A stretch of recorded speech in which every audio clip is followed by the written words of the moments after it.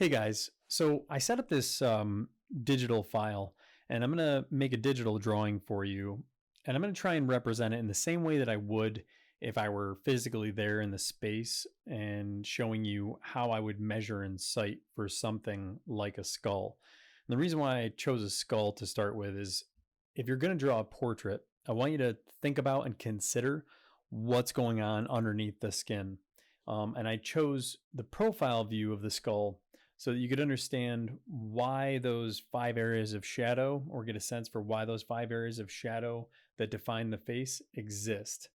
So what I'm doing right now, each one of the red lines that you see, those would represent my pencil as I'm citing the angles around the skull. And I'm thinking in large jumps here, or large planes. So it's never going to be something that's exact, but you can see I'm kind of fidgeting around. And every time I make a red line on the actual reference piece of the skull, I'm going to then transition that red line across to my drawing so that I can try and match that angle. And with mixed levels of success, obviously, because this is not really the way that I would draw. If I were going to do this, I'd be holding the pencil up with the skull in front of me and I'd move it across, and then I'd zip a quick line with just with the pencil. And I wanted to do this in this manner for this drawing because it's a little more bold and it shows you a little bit more starkly how I'm measuring and citing those different angles. And we'll get into true measurements in a minute here. Now, one of the other things that I want you to take note of is those blue lines, or the guides if you're a Photoshop person, that are kind of like crosshairs through the middle of the drawing, both vertically and horizontally. Those are representative of like a quadrant that I've produced for the drawing. And this doesn't always work out, particularly if you're drawing, a figure or something like that. But for this purpose, you're going to see how I start using green lines in order to use those guides against each other to measure front to back and top to bottom. So here's the first green line. I measure from the middle of the skull to the front, and then from the middle of the skull to the back, producing another line. And I'm going to do the same thing on my drawing. And I should see that those things come somewhere relatively within the same distance of each other. You can see on that drawing, I realize, oh, I've got to move the back of the skull back a little bit in order to get this more proportional. And you're actually going to see me do that a bunch during the drawing, because while measuring and citing is a great tool, if it's not used right, it can lead you in the wrong direction. And there are a couple of realizations that I make throughout the drawing that actually adjust these measurements. But for right now, I'm just trying to get an idea or start that process so that I can have the most accurate start that I think is possible. So you saw me measure from the middle line of the skull up to the top, and then I took that measurement, duplicated it, and dropped it down from the center line down to the bottom of the jaw. So those two green vertical lines that are in there right now are hopefully very similar to the measurements that are on that reference. So now I'm taking and dropping in guides just to be able to give myself an indication of, okay, well, how long is that nasal cavity? Because I've simultaneously noticed that nasal cavity, the bottom of it, lines up right there with the bottom of the back of the skull. So I bring my measurement across and I realize that line, or that little measurement that I've created from the center point of the drawing to the bottom of the skull, the back of the skull, that distance is actually very similar to the distance from the bottom of that nasal cavity right to the part in the teeth, or the split in the mouth. And so I'm consistently looking for common spaces or common distances in the drawing to better inform my measuring or my accuracy. And so now I'm just finally going in and I actually start with my pencil. But you can see, because all of these things are really laid out for me, just by using measuring and citing and snapping some lines, taking a few preliminary measurements I'm going to have a much easier time just putting that skull down rather than fidgeting around by starting with the ocular cavity or starting with just that cheekbone. Now I can even see where those things rest within all of those spaces and measurements and quadrants that I've created. So I'm really kind of almost gridding something out. And when I refer to or think about the envelope technique, it's the fact that all of those red lines around the outside of that skull, they have created an envelope. And now I'm looking to trim out all of my negative space or the small areas that are not covered by those red lines. So trimming out the bottom of the jaw there and making it a little more curved and hooked over. And then also looking at like here on the nose bone or that upper palate, that top lip area, trying to make it a little more refined just to kind of start to set something up that doesn't look so flat and generalized.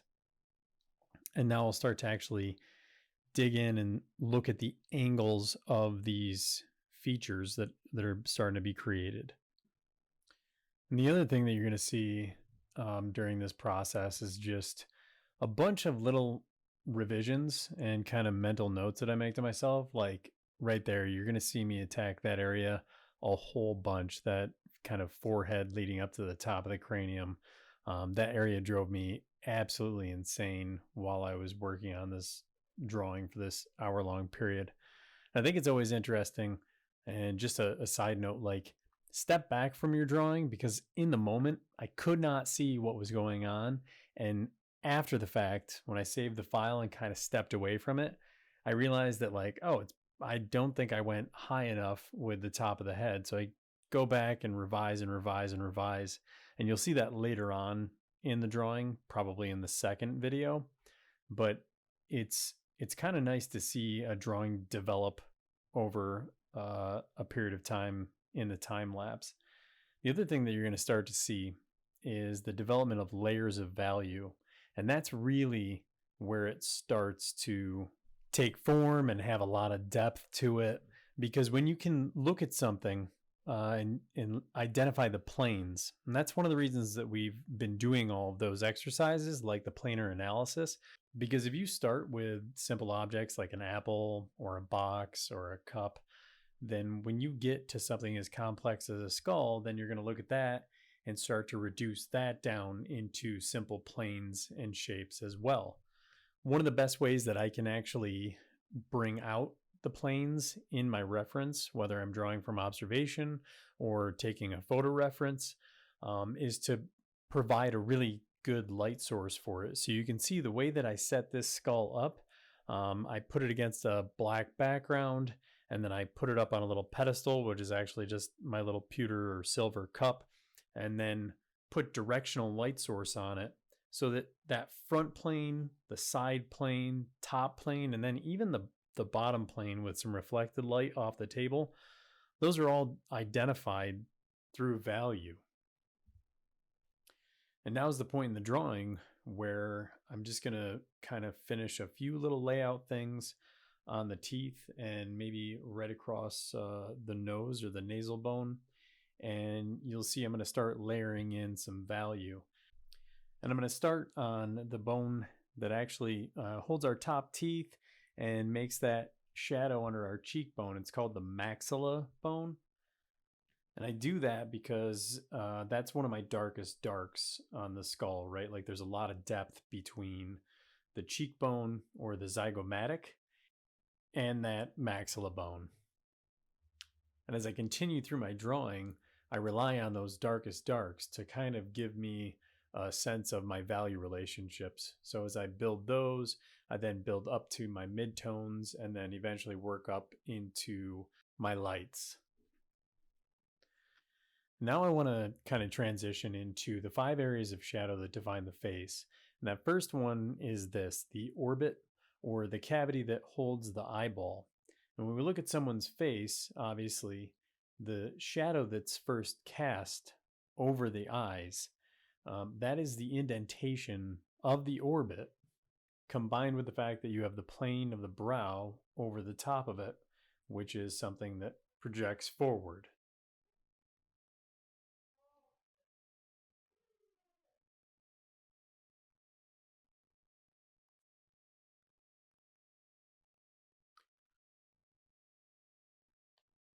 So in this section, I'm just going through adding some value to those planes, but I want you to also pay attention right here. I'm trying to be a little bit sculptural and directional with my mark making and draw that plane of the zygomatic or the cheekbone back and down so that it kind of starts to carve out the actual form of it rather than thinking of it as a flat shape.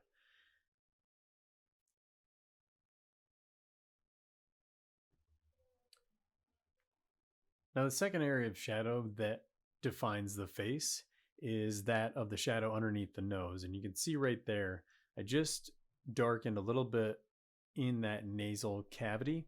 And on top is the bridge of your nose or the actual nasal bone. And that projects out away from the skull or away from the orbit. So I wanted to include the the profile of the skull for this first drawing because I wanted you to see how that's defined by a highlight, and then even the nasal cavity, which is actually not the end of our nose, obviously, it's just where the bone ends, and then that turns into cartilage, and then we've got obviously the fleshy end of our nose.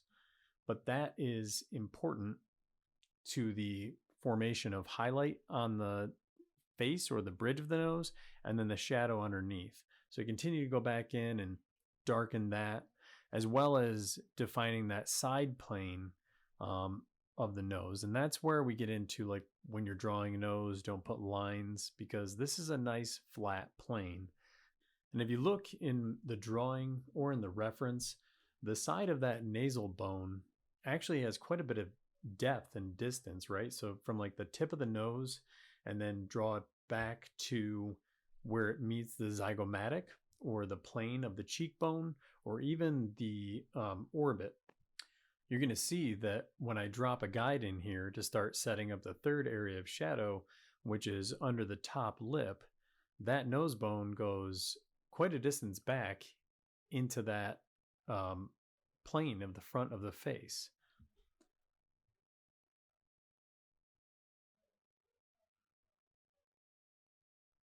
So now I am starting to look at the teeth and look at those areas of shadow that are going to start to define the lower portion of the face, that being the part in the mouth or the lips, and then the shadow underneath the bottom lip. And you can actually see that I started to map out, just like I'm filling right behind the zygomatic there, I started to map out my shadow area underneath those bottom teeth. And that's what that kind of looped shape is.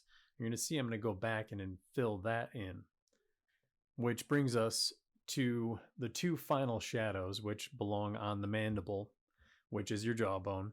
And that is the shadow that I just filled in, and that's the shadow underneath your bottom lip, and then the shadow underneath your jaw.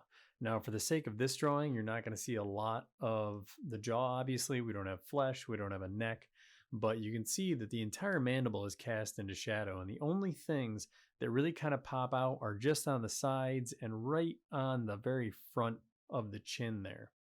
So as a recap, eyes, nose, top lip, and then the bottom of the jaw.